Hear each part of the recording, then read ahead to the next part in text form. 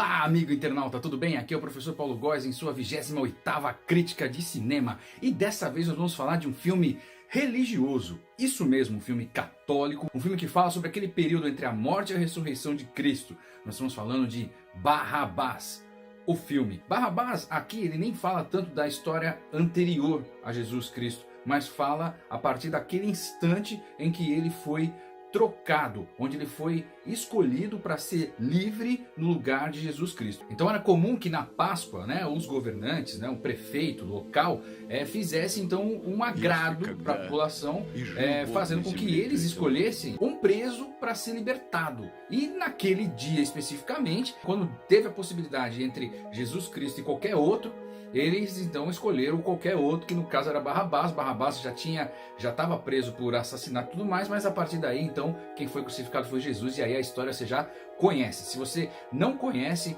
a história de Jesus Cristo, aqui nesse filme você não vai saber muito a respeito dele. Esse é o filme de estreia do diretor russo Evgeny Emelin. E eu acredito que ele mandou muito bem como um filme de estreia. Se bem que ainda tem algumas coisas que dá para corrigir.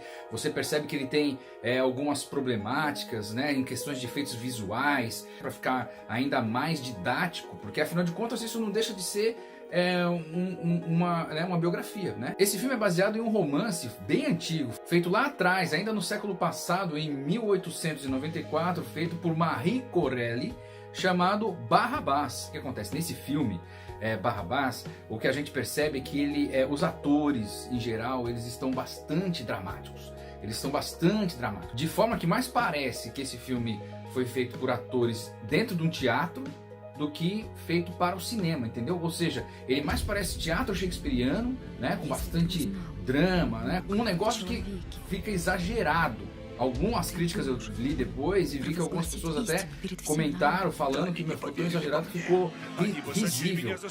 Não acho que ficou risível, ficou apenas exagerado. Isso realmente característica desse diretor, que tentou fazer uma coisa mais teatralizada, Os atores principais, por exemplo, que interpreta Barrabás, que interpreta Judite, que é a irmã de Judas, e que interpreta Melchior, que é o cara que acompanha o Barrabás para sanar algumas dúvidas, eles são excelentes. Aqui a gente vai falar inclusive o nome dele. Interpretando Barrabás, nós temos o Pavel Krajnov, a Judite, que é a irmã de Judas, é interpretada por Regina Krakimova, e Melchior é interpretado por Zalim Mirzoev. Eles fazem o trio principal desse filme, É o trio principal desse filme. É aquele trio bastante importante do filme. Porque afinal de contas, depois da morte de Jesus, fica uma dúvida. E aí? Quem matou Jesus, foram os judeus naquele momento, foi Caifás, como é que é o negócio, quem que foi? Quem mandou o quê? A Judite tem parte nisso, Judas tem parte nisso. Mas se Judas é culpado, por que ele se matou, entendeu? Será que ele sentiu culpa? Será que ele se arrependeu? Como é que é o lance, entendeu? Se ele se arrependeu, então ele não fez por mal, saca? Então tem umas coisas, umas discussões que você pode ver para depois debater com sua igreja, sua comunidade, seus parentes. É legal assistir esse filme também por conta disso. Esse momento histórico, esse lance, deixou a galera ali de Jerusalém extremamente dividida, Essa divisão da cidade, todo mundo fica à flor da pele. Isso foi legal, que o diretor deixou isso bem claro.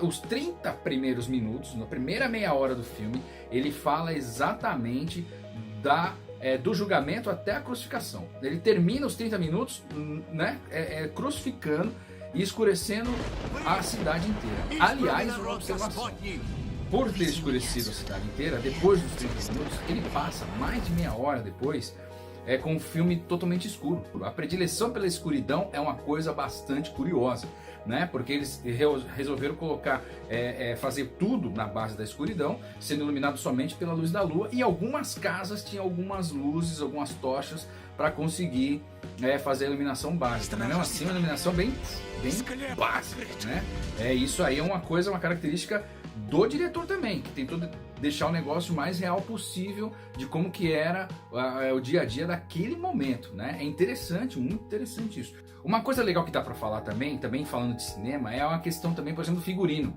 Eu acho que o figurino podia diferenciar um pouco mais, podia ajudar pelo menos a questão de identificação dos personagens, porque todo mundo lá naquela época era parecido. Tirando as mulheres, né? As mulheres sempre tiveram mais adornos, né? Tiveram mais condições de ficar diferente, né? Usa um colar diferente, tal, usa um tecido de cor diferente, tal. Mas os homens são muito parecidos. Estão sempre vestindo roupas parecidas, sempre um marrom, sempre um cinza, sempre, sabe? E fica muito parecido. E eles são todos muito parecidos. Tem horas que você não consegue identificar se o cara tá um pouco de longe. Por exemplo, você tem uma cena que é só de Barrabás, em seguida vem uma cena de Judas, e, né, falando do passado, você fala, meu, esse aí é o Judas ou é o Barrabás? Sabe, tem umas confusões que acontecem.